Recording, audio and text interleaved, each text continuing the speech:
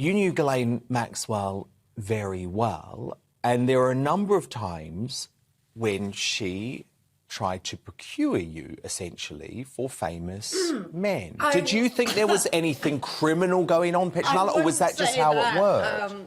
I'm not the type that can be procured. Well, no, she didn't succeed with you. No, but it wasn't like that. Let's cut her some slack.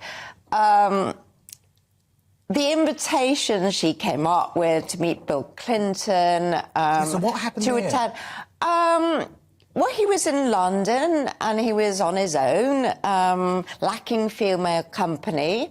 I mean, to be absolutely honest and be fair to her, she didn't say, you'll get 1,000 quid and he expects this.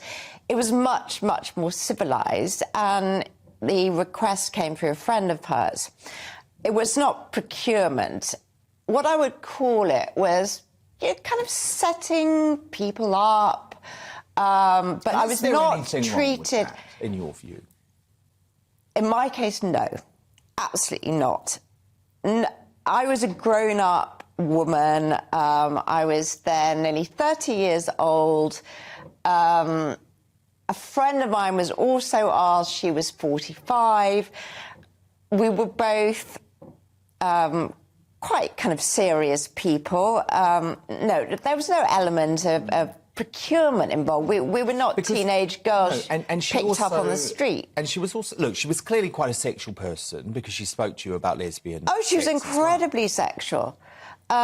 She was one of the most sexual people I have met. It sort of came off her like a kind of scent. It was quite extraordinary. And she also had no inhibitions, totally unfiltered, no moral compass, because I was devastated when she said, "You're too old for Jeffrey," and I was actually 25, not 28, Dan. Really? Yes. So and you've met him, Epstein? I met him in a bar in a swishy New York hotel. He didn't strike me as very charming. He was quite short, unprepossessing. He was in a business meeting. He seemed to me to be one of those Americans who only cared about money. I knew nothing about him then, you know, nothing of the seediness and what was sort of going on with, allegedly going on with these young girls. But he didn't strike me as attractive or anything out of the ordinary. Just another rich New Yorker.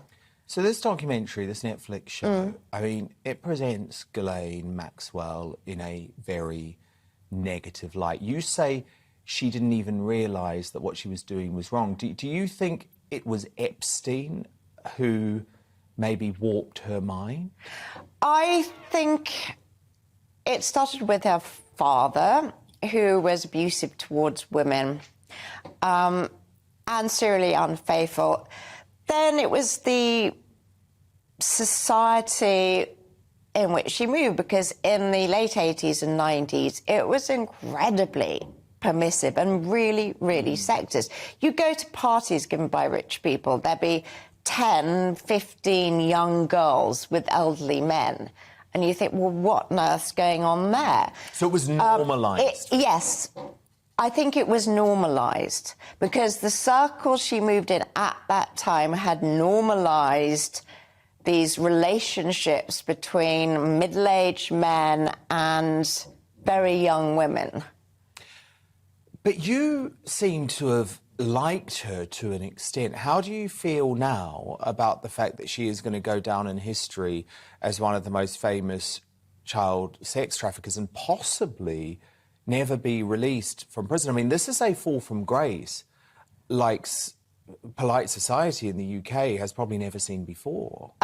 It's an enormous fall from grace. I mean, it's far worse than the Duchess of Argyll because she never went to prison. But I'm actually sorry for her because she's going to do more time than murderers. I honestly think that if she was released after 4 or 5 years, she would not be a danger to society.